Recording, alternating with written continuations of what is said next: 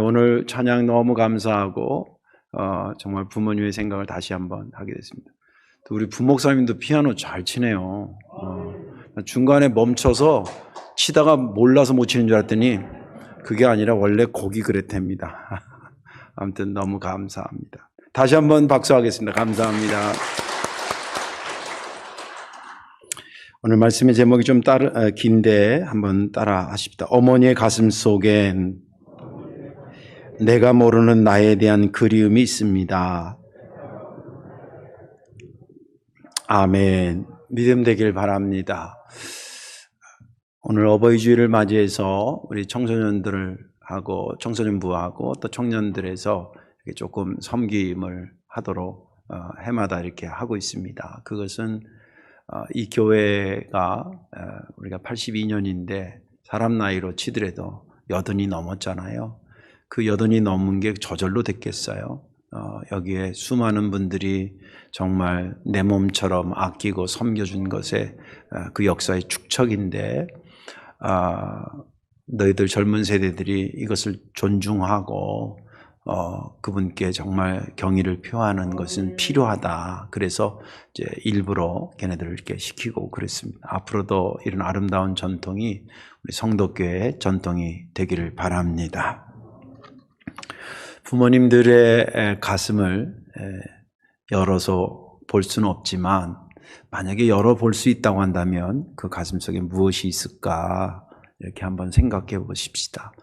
아마 모르긴 몰라도 자기 잘 먹고 잘 살 거에 대한 걱정과 그런 생각보다는 아무튼 여기를 봐도 그렇고 저기를 봐도 그렇고 당신이 낳은 자식들에 대한 그리움으로 아마 그 가슴이 가득 차 있지 않겠나 그런 생각을 합니다. 물론 자녀들도 부모님들을 가슴에 담고 살지요. 그런데 부모님이 담아놓은 자식에 대한 그리움하고는 사실은 비교가 안 될 정도라 생각을 합니다. 제가 중학교 때 정도로 기억이 나는데 어느 날 학교 갔다가 그날 학교에서 무슨 중간고사를 봤나 뭘 어떻게 했나 그래서 평상시는 한 4, 5시 돼서 집에 오는데 그날은 점심때쯤 이제 집에를 오게 됐습니다. 와서 이제 집에 문을 열고 내 방으로 가는데 그 가는 방 사이에 안방이 있었는데 이만큼 좀 열려 있고 누가 무슨 기도를 하는 것 같아요. 이렇게 보니까 어머니가 그때가 이제 기도 시간이었나 봐요. 그러니까 저도 사실은 그 시간에 기도할 거라고는 늘 그 시간에 오는 시간이 아니니까 몰랐고 또 어머니도 그 시간에 내가 올 거라는 걸 모르고 이제 기도를 하시는데 마침 그 기도 시간에 그 기도 내용이 제 이름을 부르면서 기도하는 내용이었어요. 하나님 우리 영석이 뭐 이러면서 기도하시는 거예요. 근데 물론 평상시에 어머니 아버지가 저를 사랑하니까 저를 위해서 기도하시는 것을 이렇게 알죠. 뭐 아는데 딱 그 제가 육성으로 그 타이밍에 딱 들으니까 가슴이 뭉클하더라고요. 야, 그렇구나. 내가 모르는 어머니의 마음속에 내 생각이 저렇게 많구나. 그런 생각을 하면서 감동을 받은 적이 있습니다. 어저께가 8일이었잖아요. 그저께 7일 정도 그때 이제 어머니한테 전화를 드렸더니 잘 계신다고 얘기를 하면서 병원에 다녀오셨대요. 병원에 다녀오셨는데 우리는 병원에 가면 내 몸이 건강하기 위해서 가잖아요, 통상. 근데 어머니 이제 병원에 열심히 가셔야 된다. 혹시 돈이 모자라면 연락하시라고 이제 그렇게 하는데, 그건 다 된다 그러면서 당신이 병원에 가는 이유가 아파서도 가지만 내가 자꾸 아프다 그러고 병원에 입원하고 그러면 네가 목회하는데 얼마나 걸림돌이 되겠냐는 거예요. 그러니까 네가 목회를 편하게 하기 위해서라도 내가 부지런히 병원에 다니마. 그런 얘기를 하는데 또 한 번 감동이 되는 거예요. 어머니는 이렇게도 자식에 대한 그리움, 저렇게도 자식에 대한 그리움, 그것을 가지고 일생을 사는 것 아닌가 그런 생각을 한 적이 있습니다. 오늘 본문에 있는 말씀은 하나님께서 이스라엘 백성들을 출애굽시키고 이제 광야로 데려 나왔습니다. 내가 너를 구원했다. 너는 구원받은 백성이라는 것을 확신시켜주는 게 출애굽기고, 그 거룩하게 구별된 너희들이 어떻게 살아야 되느냐, 하나님의 백성은 어떻게 살아야 되느냐라고 하는 것을 제사를 통해서 거룩함의 삶을 강조한 게 레위기입니다. 그리고 누가 그렇게 살아야 되느냐? 당신이 그래야 된다라는 것이 민수기입니다. 무엇을 가지고 그렇게 거룩한 삶을 하나님 백성들로 살아야 됩니까? 할 때 말씀으로 살아야 되는 거지, 그게 신명기입니다. 이런 맥락에서 오늘 본문이 위치하고 있습니다. 오늘 본문은 레위기니까 앞부분에 여러분들 아시다시피 레위기에는 제사에 대한 것이 많이 나와요. 그것은 크게 여러 가지 목적이 있는데, 하나는 하나님께 영광을 돌려야 된다. 내 죄를 사함받아야 된다. 그렇게 하는 목적이 있고, 죄를 왜 사함받아야 되느냐? 내 삶이 하나님의 백성처럼 거룩하게 살아가야 되기 때문에 그렇다. 구별된 삶을 살아야 된다는 거예요. 주일도 예를 들면 시간의 구별이고, 11조도 물질에 대한 구별이지 않습니까? 헌신도 사랑에 대한 구별인 것입니다. 아무튼 그렇게 구별돼서 거룩하게 삶을 살아야 된다라는 맥락에서 오늘 본문은 위치하고 있습니다. 어느 날 하나님께서 모세를 불러서, 모세야, 내가 전하는 말을 백성들에게 가르쳐줘라. 나는 거룩한 하나님이니 그들도 거룩한 삶을 살도록 해라. 이게 특별히 레위기에 위치하고 있기 때문에 예배드리고 제사드리고 거룩함으로 덧입고 그 은혜를 받은 자가 예배 후에도 그 삶을 통해서 거룩하게 살아가기를 원한다, 그 뜻입니다. 왜냐? 내가 거룩하니 너희도 거룩해야 된다. 그렇게 말씀하시면서 첫 번째 말씀하시기를, 어떻게 그럼 거룩하게 사는 건지 아니? 네 부모를 경외해라 는 얘기를 하셔요. 그리고 안식일을, 거기에 표현하기를 내 안식일을, 그리고 하나님이 스스로가 나의 안식일을 거룩하게 지키도록 해라. 그리고 여호와 하나님은 한 분이기 때문에 다른 것들을 하나님처럼 섬기거나 그것을 위해서 우상을 만들어 섬기지 못하도록 해라. 그렇게 나 여호와가 말하노라. 그렇게 이제 하신 것이 본문의 말씀입니다. 그 이후에도 아까 말한 것처럼 거룩한 삶을 위해서 지켜야 될 생활 규범을 여러 가지를 쭉 나열해 가셔요. 좀 이따 더 설명하겠습니다. 그런데 오늘 그 앞부분만을 읽었던 것입니다. 제가 지난 주간에 이 본문을 읽으면서 3절이 은혜가 됐는데요. 이 3절 말씀은 너희 각 사람은 부모를 경외하고 나의 안식일을 지키라. 나는 너희의 하나님 여호와이니라. 제가 이 말씀이 은혜된 것은 일단 내용 자체가 은혜가 됐는데, 내용도 내용이지만 여기 하나님에 대한 언급을 먼저 안 하시고 부모에 대한 언급을 먼저 했다는 데 갑자기 눈이 탁 띄었습니다. 통상은 우리가 십계명도 알다시피 하나님에 대한 걸 하고 그 다음에 사람에 대해서 얘기를 하셨는데, 오늘 여기 본문은 유독 안식일은 하나님과 관련된 거니까 그런데 그걸 먼저 기록하지 않고, 또 우상 숭배도 하나님과의 관련된 건데 그걸 먼저 기록하지 않고 부모를 공경하라는 것을 먼저 앞에 두셨다는 거예요. 그래서 그 말씀을 이렇게 묵상해 보니까, 그렇구나, 우리가 실제 삶을 사는데 이것을 놓쳐서는 안 되는 아주 중요한 말이구나. 얼마나 세상에 중요하면 하나님께서 그렇게 먼저 언급하셨을까. 그런 말씀을 어버이 주일을 준비하면서 이렇게 묵상하니까 정말 그렇구나 하는 생각들을 많이 하게 됐습니다. 오늘 말씀에 저와 여러분들 함께 은혜 받으시고, 물론 그간에도 부모님들에 대한 생각을 많이 하시고 사셨겠지만 특히 이 한 주간 더 깊이 생각하고, 또 물론 여기는 부모님들이 다 세상을 떠나고 이미 내가 부모가 되어져 있는 그런 세대들이 많이 계시지만, 그래도 그분이 있었던 것에 대한 감사, 그리고 그분이 하려고 했던 아름다운 일들을 이어가는 것에 대한 그 움직임, 이런 것들을 통해서 여러분들 삶에 부모님들을 떠나가셨던, 지금 현존하시던 그분들을 깊이 생각하는 그런 한 주간이 되기를 주의 이름으로 축원합니다. 이제 하나님께서 부모를 공경하라 그랬는데 공경해야 될 거 아니에요? 어떻게 해야 할 때 우리가 부모님을 잘 더 공경할 수, 효율적으로 할 수 있을까? 그런 생각을 해봤습니다. 그 첫째는 혈육의 정을 넘어 하나님의 명령이라는 마음으로 실천해야 된다라고 하는 것입니다. 다시 말해서 그렇지 않아도 나를 낳아주셨으니까 효도를 해야 되는데 거기에 뭐예요? 하나님의 명령까지 있으니 이 두 가지를 가지고서라도 당연히 부모를 효도해야 된다. 그런 차원이 있는 거죠. 오늘 여기 3절에 보면 너희 각 사람은 부모를 경외하고 나의 안식일을 지키라. 나는 너희의 하나님 여호와이니라. 이렇게 말씀하고 있습니다. 여기서 부모를 공경하라고 하는 것을 크게 하나님 두 가지 측면에서 강조하고 있어요. 그 첫째는 아까 말한 것처럼 가장 먼저 언급했다는 거예요. 하나님 당신에 대해서 말하는 것보다도 먼저 언급하셨다는 겁니다. 유독 깊이 봐야 될 부분이고요. 또 한 가지는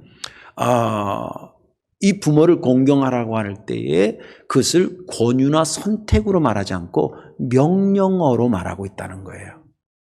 이제 거기에 대한 해설을 한번 우리 들어보도록 하겠습니다.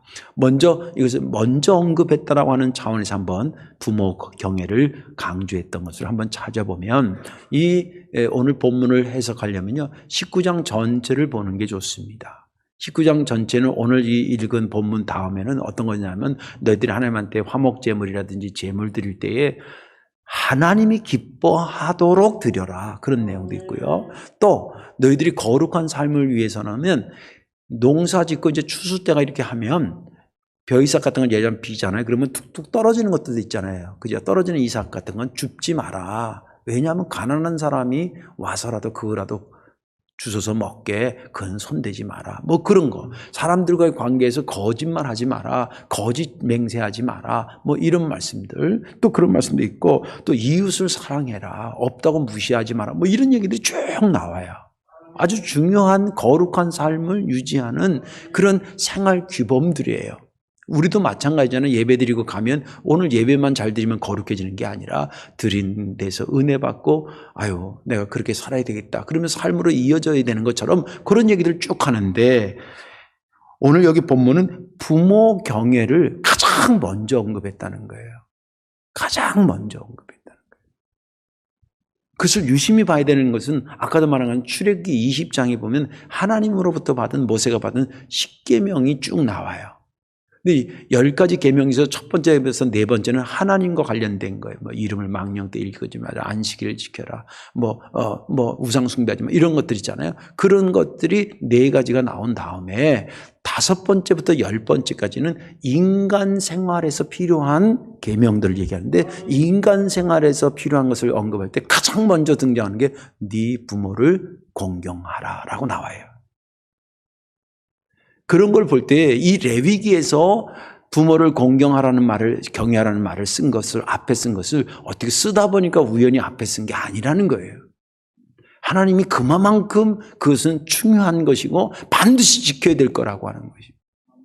우리가 하나님 말씀이 아니더라도 그렇잖아요. 그 사람이 돈이 많아. 많이 배웠어. 근데 알고 봤더니 자기 엄마 아버지한테 가슴에 못 박는 짓만 하고 있어. 그러면 우리가 뭐라 그래요? 나도 잘 못하지만 에이 사람이 저러면 안 되지 이러잖아요. 당장이라도. 이미 하나님은 그걸 알고 계셨던 거예요. 사람들이 살 때에 사람들이 모여서 조직을 이루고 사회를 만들고 살 때에 자기 부모를 생각하는 것이 사회생활의 첫 번째라는 거예요. 아주 중요한 거라는 거예요.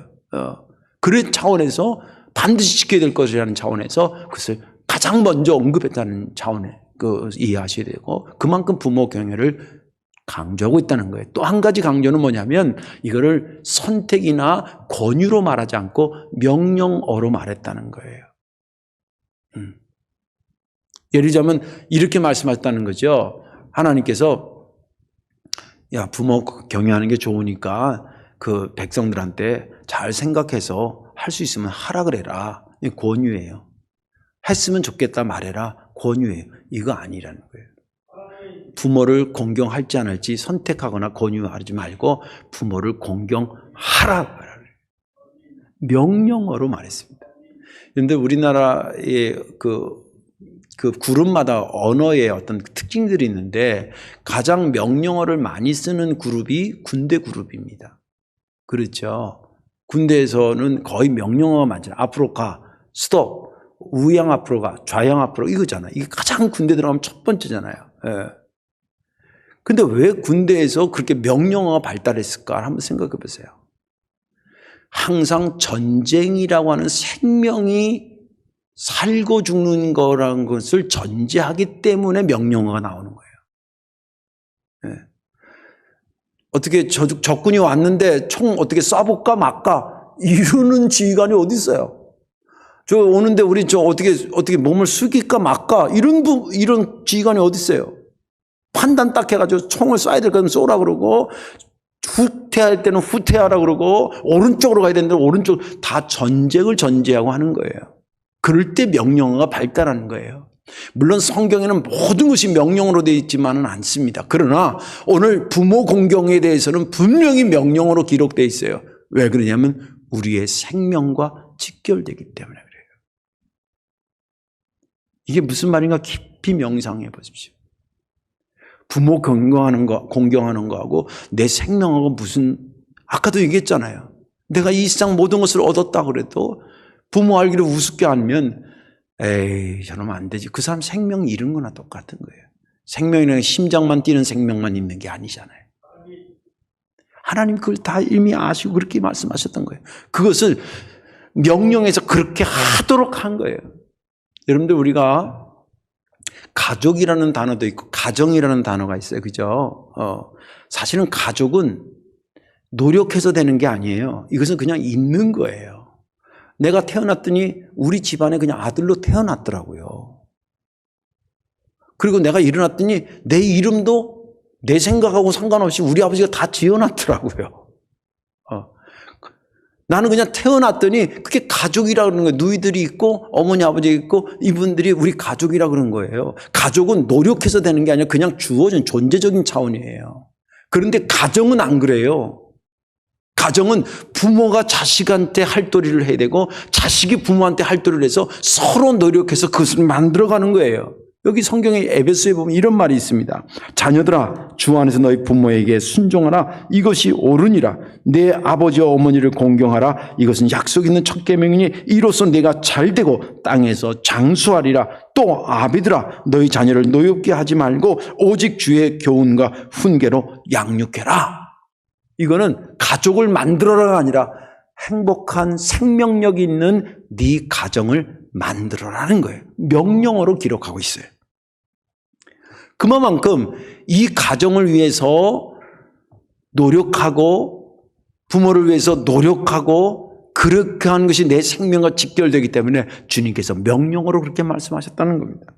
예수님이 효도한 것도 보면 예수님도 스스로 그 말씀, 부모를 공경하라는 말씀을 스스로 당신에게 명령하셔서 당신이 그걸 순종합니다. 예수님의 효도는 크게 두 가지인데 하나는 육신의 어머니 마리아와 그의 아버지, 육신의 아버지 요셉에 대한 효도고요. 그리고 하나는 성부 하나님에 대한 효도였습니다. 이 육신의 부모에 대한 효도는 누가복음 2장 51절에 나오는데 이렇게 기록돼요. 예수께서 함께 내려가서 나사렛에 이르러 순종하여 받드시더라. 그 어머니는 이 모든 말을 마음에 두니라. 이것을 언제까지로 보냐면 많은 학자들의 연구는 그가 공생애를 시작한 게 30세부터인데 30세 직전까지 예수님의 유년 생활부터 청년기까지 집을 나서기 전까지의 삶으로 봅니다. 보니까 여기 보니까 부모님한테 순종하여 받들었다 그렇게 돼 있어요. 그래서 많은 학자들이 예수님이 그럼 직업이 뭐였을까? 근데 그 당시에는 아버지 직업을 자식이 물려받는 경우들이 왕왕 있었다 그래요. 그래서 예수님도 목수였지 않겠나. 의자도 만들고 테이블도 만들고 선반도 만들고 그런 일을 하지 않았을까? 이렇게 추측합니다. 그러나 아무튼 분명한 것은 그 육신의 아버지 어머니한테도 순종하면서 받들었다 그렇게 돼 있어요. 그리고 예수님의 효도는 거기에서 멈추지 않고 성부 하나님에 대해서도 정말 생명 걸고 효도합니다. 요한복음 17장에 이런 말씀이 있어요. 마지막 이제 당신이 잡혀가는 날 밤이에요. 다음 날 죽는 거예요. 곧 전날 사역을 다 마친 그날 하나님 앞에 기도하면서 이런 얘기를 합니다. 아버지께서 내게 하라고 주신 일을 내가 이루어 아버지를 이 세상에서 영화롭게 하였사오니 내가 아버지의 이름을 나타내었나이다. 이 땅에 가라고 하신 아버지의 뜻을 제가 성실하게 이루면서 이제 오늘 마지막 날까지 이렇게 와서 아버지의 뜻을 세상에 전했습니다. 영광 받으시옵소서. 육신의 부모에게도 성부 하나님께도 그는 극진한 자세로 공경하고 경외하는 자세를 멈추지 않습니다. 스스로 당신에게 명령해서 그것을 준행해 나타내셨다는 것입니다. 이처럼 우리가 이 땅에 사는 동안에 분명한 것은 우리가 태어나서 오늘 이르기까지 내가 기억하는 나의 인생도 있지만 내가 기억하지 못한 내 기억 전의 나에 대한 거 누가 돌봐준 겁니까? 하늘에서 여러분들 뚝 떨어진 거 아니잖아요. 네. 내가 모르는 나에 대한 나를 나되게 하기 위해서 낳아주시고 씻겨주시고 먹여주시고 가르쳐주시고 인도하셨던 부모의 선한 것 그거 부인할 수 없는 사실 아니겠습니까? 그렇다고 한다면 혈육의 정에 의해서라도 부모에게 잘해야지요. 최선을 다해야 되겠죠. 거기에 오늘 본문은 부모를 공경하는 것을 해라라고 하나님 명령까지 했으니까 신앙인이라는 것은 하나님의 명령에 따라서 하는 것 아니겠습니까? 그렇지 않아도 혈육적인 차원에서도 해야 되지만 하나님의 명령이니 더 잘해야 되겠다는 생각 가지고 한 번 더 부모를 생각하고 그분께 다가가자는 것입니다. 믿음이 되시기를 주의 이름으로 축원합니다. 마지막 하나는 어떻게 해야 부모를 잘 공경하냐면 계산적인 관계를 넘어 존재만으로도 감사하다는 마음으로 실천해 보시길 바랍니다. 오늘 여기 3절에 보면 너희 각 사람은 부모를 경외하고 이렇게 돼 있잖아요. 너희 각 사람은을 유심히 보십시오. 너희 각 사람은. 이건 1차적인 의미는 뭐냐면 한 명도 빠짐없이 누구든지 부모를 공경하는 거예요. 부모 공경하는 것에 의해서는 안 해도 될 사람이 없다 그런 뜻이에요. 너희 각 사람이니까. 그리고 이것을 2차적으로 좀 깊이 의미를 가지면 부모와의 관계가 좋든 나쁘든 누구든지 계산적으로 부모를 생각하지 말고 그를 경외하라 그 뜻입니다.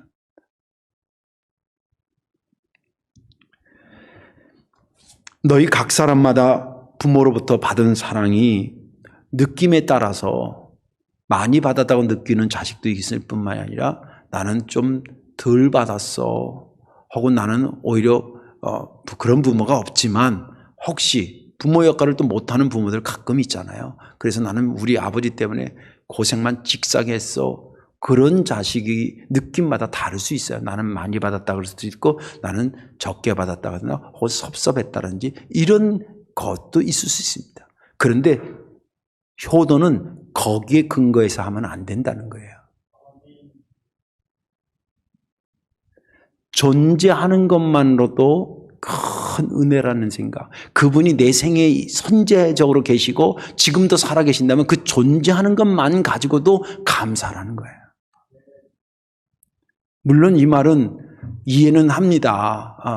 덜 받았다든지 또 부모한테도 섭섭한 게 있다든지 그런 거 이해하지 않는 것이 아닙니다. 그러나 그럼에도 불구하고 그것에 따라서 부모를 공경해야 되겠다, 안 해야 되겠다 결정하는 것은 어리석은 것이라는 거예요. 이 점 제가 여러분들이 어떻게 생각할지 모르지만 제 생각보다 우리 집안에서 굉장히 해요.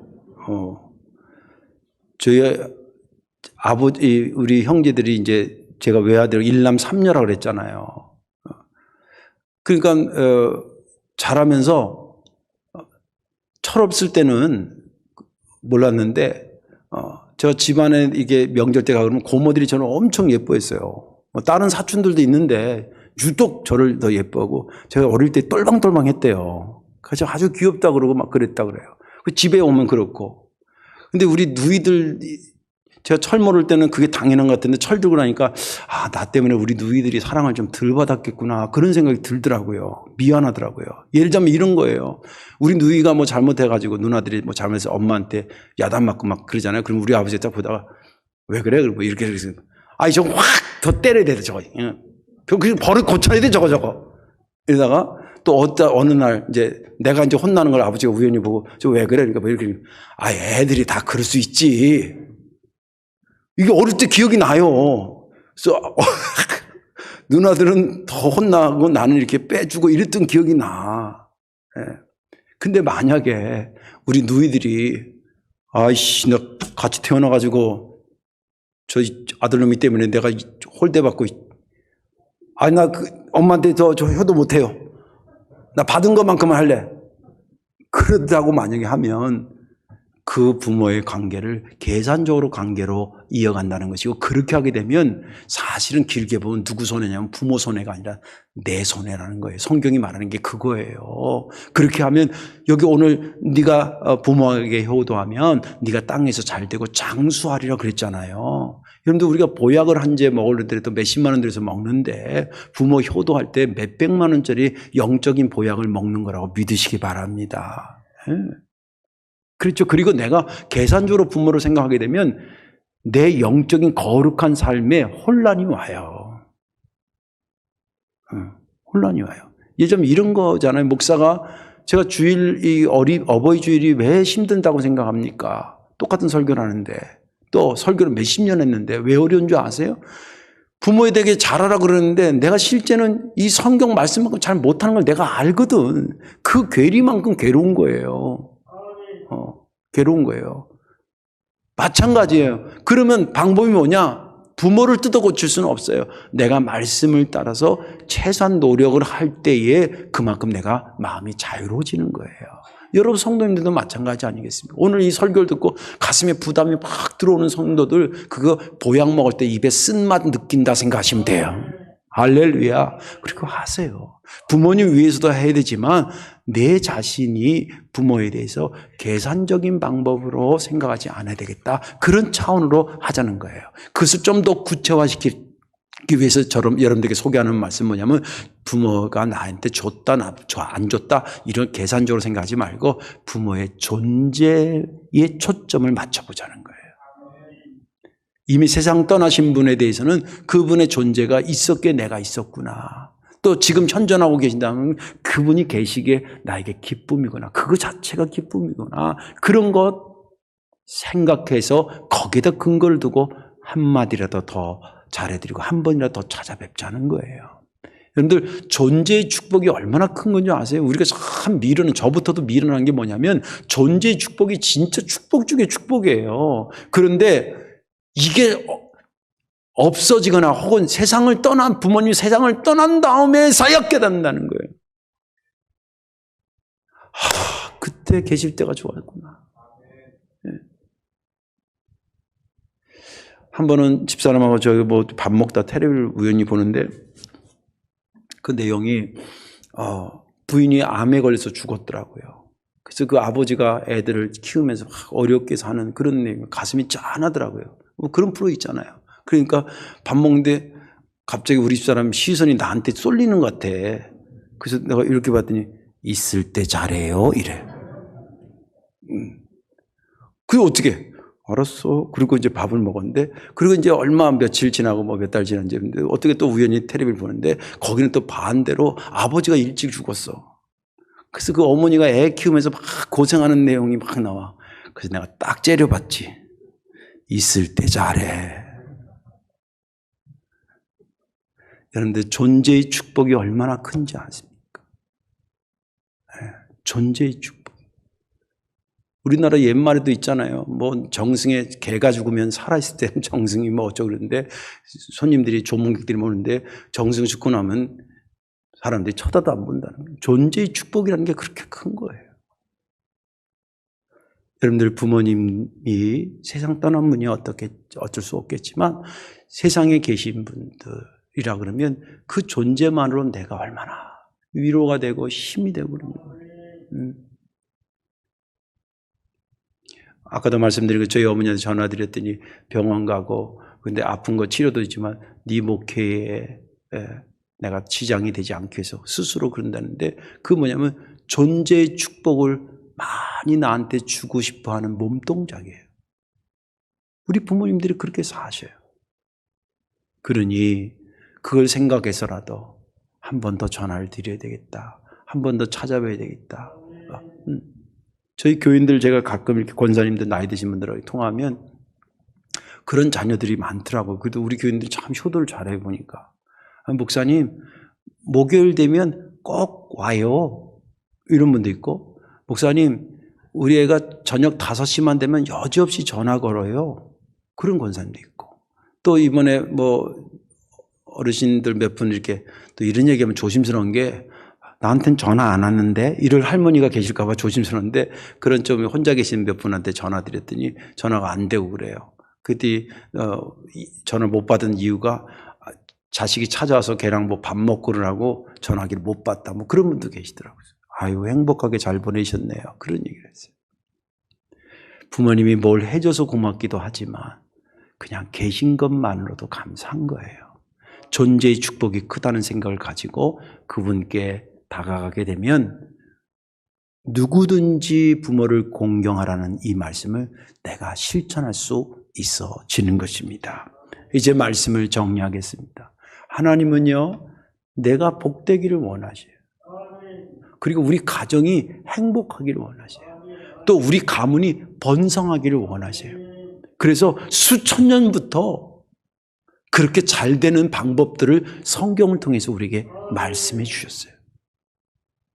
여기 너희 각 사람 누구든지 그렇게 하라는 것은 난 누구든지 너희들이 잘 되기를 원한다는 말 아니겠습니까? 그 중에 하나가 이런 말씀입니다. 우리는 통상 믿음 생활 잘한다 그러면 기도 열심히 하고 예배 잘 참석하고 11조 잘하고 물론 그것도 잘하는 것이죠. 그러나 거기에 오늘 한번 생각을 하나 더 추가하십시다. 부모를 잘하는 것은 인륜적으로도 다르지만 신앙적인 항목에도 들어간다는 사실을 잊지 마시길 바랍니다. 그것이 나의 거룩한 삶을 유지하고 거룩한 백성, 구원의 백성임을 드러내는 거룩한 증거가 되는 것입니다. 아무쪼록 여러분들 가정과 또 여러분들 키워주신 부모님들에게 주의 은혜가 충만하기를 주님의 이름으로 축원합니다. 기도하겠습니다. 자비하신 아버지 고맙고 감사합니다. 다 갚을 수 없는 주님의 은혜와 다 갚을 수 없는 부모님들의 은혜를 받게 하시니 무한 감사를 드립니다. 오늘 깊이 나를 낳아주시고 키워주신 부모에 대한 생각을 깊이 하게 도와주시고 그들에게 어떻게 하든지 우리의 삶을 초점 맞춰 살아가는 그러한 효도하는 자들 다 될 수 있도록 은혜를 더해 주옵소서. 감사드리며 예수님의 이름으로 축복 기도하옵나이다. 아멘.